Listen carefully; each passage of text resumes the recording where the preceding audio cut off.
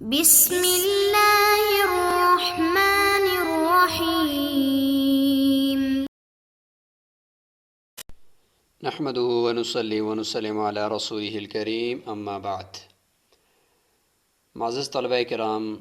اللہ تعالیٰ سے امید ہے کہ آپ تمام احباب خیر و عافیت سے ہوں گے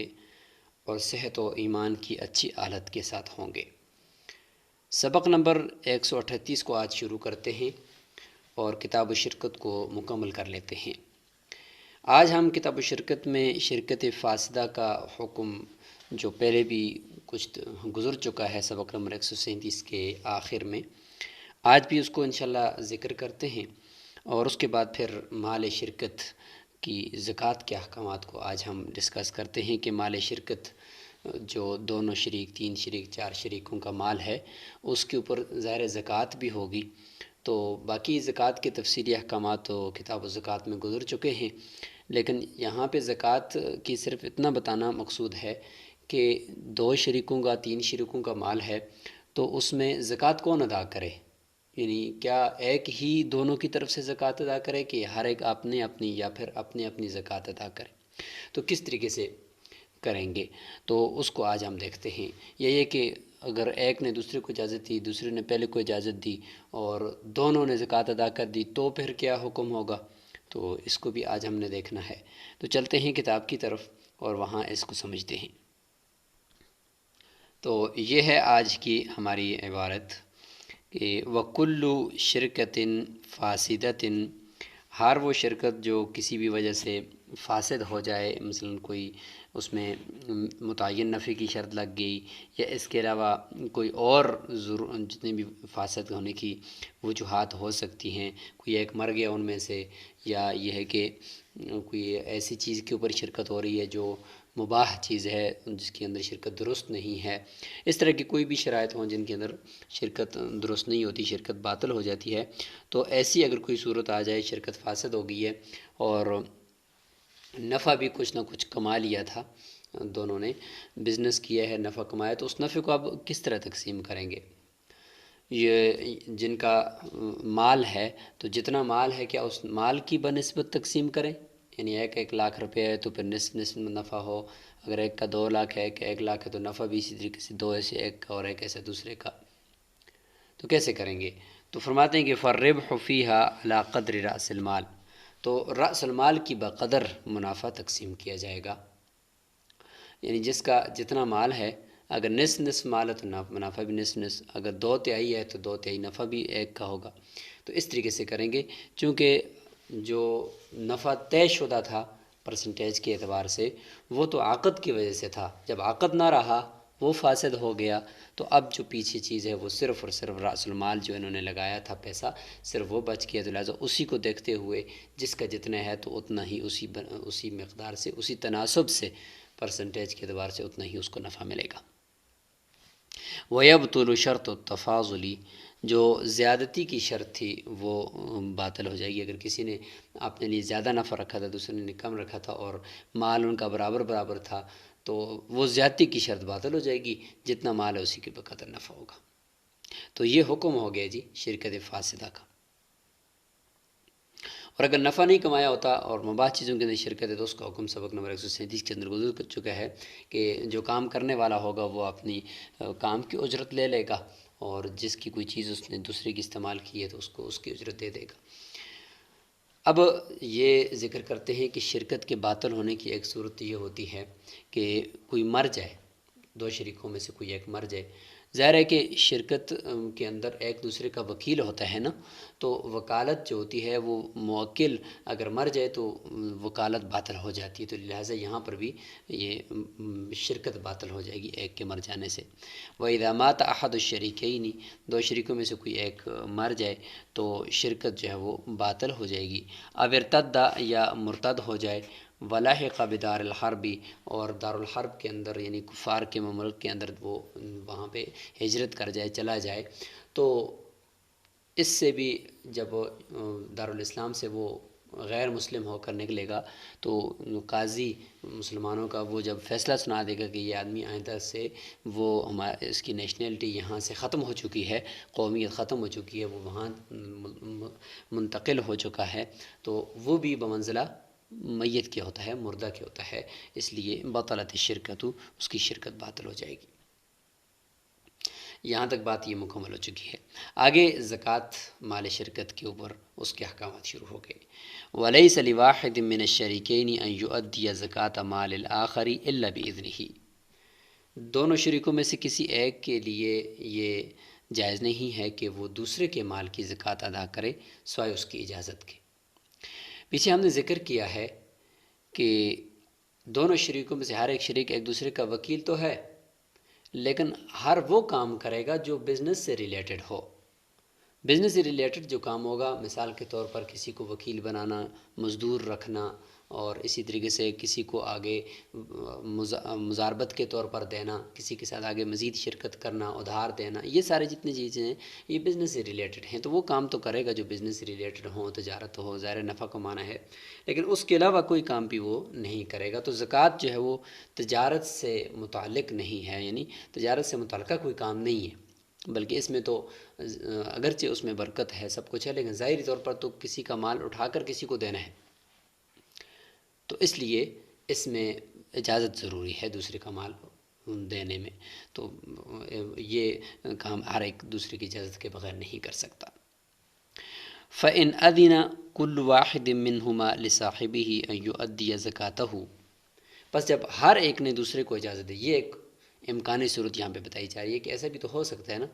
کہ ہر ایک نے دوسرے کو اجازت دی ہے کہ میری زکوٰۃ آپ ادا کیا کریں، ہر ایک کو دوسرے کو زکوٰۃ کی ادائیگی کا حکم دے دیا، ایک شریک نے دوسرے کو اور دوسرے نے پہلے کو حکم دے دیا۔ جب دونوں کو بتا دیا ہے تو اب فَأَدَّى، ایسا ہوا کہ زکوٰۃ ادا کر دی، کل واحد منہما، دونوں میں سے ہر ایک نے کر دی، دونوں میں سے ہر ایک نے زکوٰۃ ادا کر دی، تو اس کی ممکنہ طور پر 3 صورتیں بن سکتی ہیں۔ پہلی صورت تو یہ ہے کہ دونوں شریکوں میں سے ہر ایک نے اپنے شریک کی غیر موجودگی میں ایک ساتھ زکوٰۃ ادا کر دی، مطلب ایک ہی وقت میں ہر ایک نے زکوٰۃ جو ادا کی ہے وہ ایک ہی وقت میں کی ہے۔ مثلا اگر ایک نے بروز منگل 12 بجے زکوٰۃ ادا کی تو اسی دن دوسرے نے بھی اسی وقت زکوٰۃ ادا کی ہے، ایک صورت یہ ہے۔ اور دوسری صورت یہ ہوتی ہے کہ دونوں شریکوں میں سے ہر ایک نے یکے بعد دیگرے زکوٰۃ ادا کی ہے، لیکن کس نے پہلے ادا کی اور کس نے بعد میں، اس کا پتہ نہیں ہے۔ اور تیسری صورت یہ ہوتی ہے کہ دونوں شریکوں میں سے ہر ایک نے یکے بعد دیگرے زکوٰۃ ادا کی ہے اور اول اور ثانی کا علم بھی ہے اس کو، تو یہ 3 صورتیں ہوتی ہیں۔ مطلب ہے کہ اگر ایک نے پہلے زکوٰۃ ادا کی، دوسرے نے بعد میں کی، اور دوسرے کو پہلے کا پتہ تھا کہ بھئی اس نے زکوٰۃ ادا کر دی ہے، پھر بھی اس نے زکوٰۃ ادا کر دی، تو ظاہر ہے کہ اب دیکھیں اس میں پہلے والے نے جس نے زکوٰۃ ادا کی ہے، ان میں سے جو بھی پہلے تھا اس کی زکوٰۃ تو ادا ہو گئی، اس نے اپنی طرف سے زکوٰۃ کو ہے کہ خود ادا کر دی ہے اور دوسرے کی طرف سے بھی ادا کر دی ہے، تو جب پہلے والے نے زکوٰۃ ادا کر دی اپنی بھی اور دوسرے کی بھی، وہ تو ادا ہو گئی۔ لیکن جو دوسرا ادا کرنے والا ہے تو اس میں اگر پہلی صورت کو دیکھا جائے تو وہ بھی ایک ساتھ اس نے ادا کی ہوئی ہے، تو ظاہر ہے کہ جو ایک زکوٰۃ ادا کرنے والا ہے ایک کی تو ہو جائے گی، دوسرے کی نہیں ہوگی۔ اور دونوں شریکوں میں سے جو دوسری صورت ہے کہ ایک نے پہلے کی ہے دوسرے نے بعد میں کی ہے، لیکن اس کا پتہ نہیں ہے کہ کس نے پہلے کی ہے کس نے بعد میں کی ہے، لہذا پہلی اور دوسری جو صورت ہے اس میں امام صاحب کے نزدیک دونوں ضامن ہیں۔ ظاہر ہے کہ علم ہے یا نہیں ہے، لیکن یہ کہ ایک میں صورت میں یہ ہے کہ ایک ساتھ دونوں نے ادا کر دی ہے، تو دونوں ایک دوسرے کے ضامن ہوں گے، تو زکوٰۃ مطلب یہ کہ ایک ہی کی ادا ہوگی، دوسرے کی تو ہو نہیں سکتی، ظاہر ہے کہ 2 مرتبہ زکوٰۃ تو نہیں ہوتی۔ اور دوسری صورت میں یہ ہے کہ ایک نے پہلے ادا کی ہے دوسرے نے بعد میں کیا، لیکن دوسرے کا پتہ ہی نہیں ہے کہ کون ہے، لیکن اس میں بھی ظاہر ہے کہ جب پتہ چل جائے گا کہ بھئی میں نے فلاں دن دی ہے، دوسرا کہے گا میں نے فلاں دن دی ہے، تو جس نے پہلے دی ہے اس کی زکوٰۃ ادا ہو گئی ہے، دوسرے کو اگرچہ علم ہو یا نہ ہو کہ پہلے والے نے ادا کر دیا، اس کے علم اس کو ہو پھر بھی، نہ ہو پھر بھی، امام صاحب کے نزدیک وہ ضامن ہو جائے گا، یعنی امام ابو حنیفہ رحمہ اللہ کے نزدیک۔ اور تیسری جو صورت ہے کہ دونوں شریکوں میں سے ہر ایک نے یکے بعد دیگری دی، یعنی ایک نے پہلے دیے دوسرے نے بعد میں دیے، لیکن جو دوسرا تھا اس کو پہلے کا علم بھی تھا کہ بھائی اچھا پہلے نے بھی دے دیے، میں بھی دے دیتا ہوں کیونکہ مجھے بھی اس نے کہا ہے کہ زکوٰۃ ادا کر دو. تو اس صورت میں امام ابو حنیفہ اور صاحبین سب کے نزدیک وہ دوسرا جو ہوگا وہ ضامن ہوگا، کہ جب اس کو پتہ بھی تھا کہ بھئی زکوٰۃ ایک دفعہ ادا ہو چکی ہے تو پھر وہ کیوں اس نے اپنی طرف سے اور دوسرے کی طرف سے دے دی. تو یہ ممکن 3 صورتیں ہیں. اس میں جو فتویٰ ہے وہ امام صاحب کے قول پر ہے کہ ہر حال میں جو دوسرا ہے جس نے زکوٰۃ دوسری مرتبہ دی ہے، تو پہلے مرتبہ والے نے جب اپنی طرف سے دوسرے کی طرف سے دے دی تو زکوٰۃ ادا حقیقت میں ہوگی. اب جو دوسرا ہے اگرچہ اس کو علم نہ بھی ہو، اگر علم ہو تو ضامن ہوگا ہی ہوگا، نہ بھی ہو پھر بھی وہ دوسروں کے پیسے جو اس نے زکوٰۃ میں اٹھا کر دے دیے، ڈبل زکوٰۃ دے دی، پھر بھی ضامن ہوگا. وجہ کیا ہے؟ وجہ امام صاحب کے نزدیک یہ ہے کہ جب پہلے والے نے اس دوسرے کو حکم دیا تھا کہ تم میری طرف سے زکوٰۃ ادا کرنا، اور دوسرے نے پہلے کو حکم دیا تھا، تو دونوں نے ہر ایک کو یہ کہا تھا کہ زکوٰۃ ادا کرنی ہے اور جو میرے ذمہ ہے وہ ذمہ میرے سے اتارنا ہے آپ نے. تو ظاہر ہے کہ حقیقت میں جب پہلے نے اپنی طرف سے زکوٰۃ خود ادا کر دی تو دوسرے نے جب اس کی طرف سے کیے تو حقیقت میں گویا کہ اس نے زکوٰۃ ادا کی ہی نہیں ہے، کیونکہ زکوٰۃ تو اس نے پہلے والے نے اپنی طرف سے خود کر دی ہے. لہذا گویا کہ دوسرے نے زکوٰۃ ادا نہیں کی، جو اس کو حکم ہوا تھا وہ کام اس نے نہیں کیا، لہذا وہ ضامن ہوگا. جبکہ صاحبین فرماتے ہیں کہ نہیں، اس کو تو کہا گیا تھا کہ زکوٰۃ تم دے دینا، آگے اس کے ہاتھ تک تو یہی تھا کہ وہ اٹھا کر کسی فقیر کو دے دیتا، آگے زکوٰۃ ادا ہوئی یا نہ ہوئی یہ اس کے اختیار میں تو نہیں ہے. اس لیے صاحبین کے نزدیک جو دوسرا آدمی ہے اگر اس کو علم ہے تو وہ ضامن ہوگا، اگر اس کو علم نہیں ہے کہ پہلے نے زکوٰۃ دی ہے یا نہیں دی تو پھر یہ دوسرا ضامن نہیں ہوگا. یہ صاحبین کے قول ہے. اس لیے امام صاحب فرماتے ہیں کہ فَأَدَّى كُلُّ وَاحِدٍ مِّنْهُمَا، ہر ایک نے جب زکوٰۃ دے دی اپنی طرف سے بھی دوسرے ساتھی کی طرف سے بھی، تو فَالثَّانِي ضامن، ہر حال میں جو دوسرا ہے نا، دوسرا ادا کرنا وہ ضامن ہوگا. سواء علیم بِأَدَاءِ الْأَوَّلِ، چاہے اس کو پہلے والے ساتھی کے